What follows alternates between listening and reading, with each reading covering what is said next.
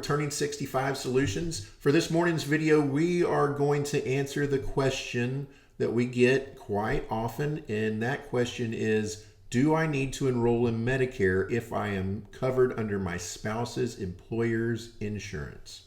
Okay, so there's a couple of things we need to...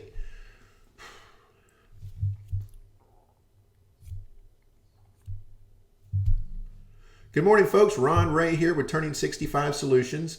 And for this morning's video, we are going to answer a common question that we hear. And that question is, do I need to enroll in Medicare if I am covered by my spouse's insurance from their employer?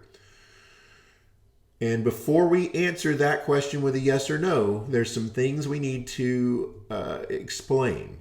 And the answer to the question, do I need to enroll in Medicare if I'm covered by my spouse's employer's insurance, largely depends on how that insurance policy is set up and how many employees that company has in the group.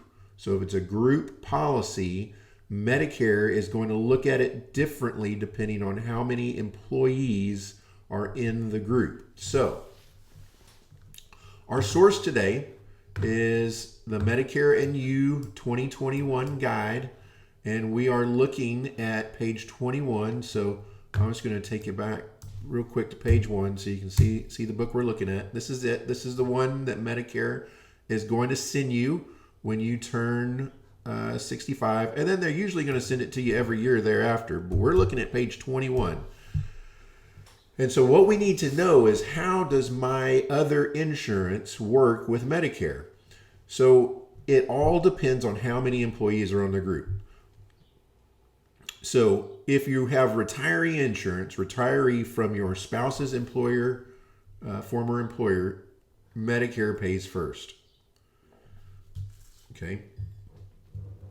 So when we're talking about who pays first, that's really the important key here. Does Medicare pay first, or does Medicare pay second? So who's primary, your company insurance or Medicare?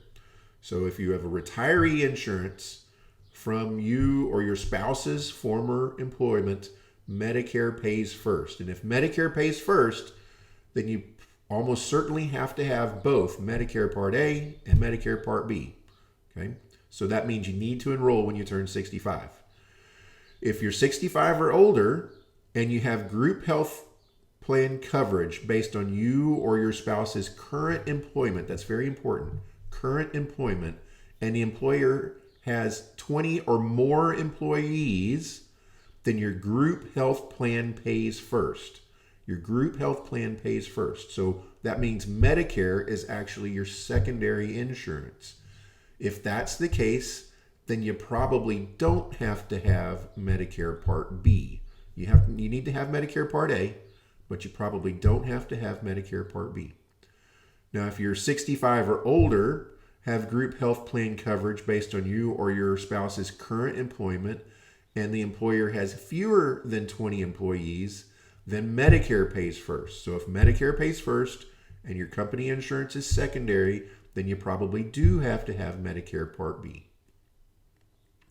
If you're under 65 and have a disability, have group health plan coverage based on you or your family's current employment, and your employee has 100 or more employees, then your group health plan pays first. And these next things here are talking about people under age 65. So we'll actually skip that.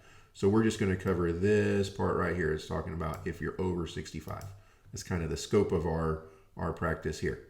So the important number to remember here is 20.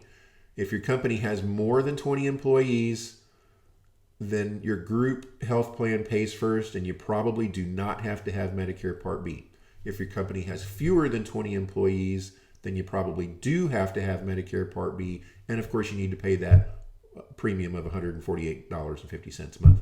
Now I said probably because there's almost nothing that is 100% certain with insurance, and I'm in Texas, but you may be in New York or California, and you need to check with your insurance administrators at your company, your human resources department, the benefits people at your company, to verify exactly what's going to happen.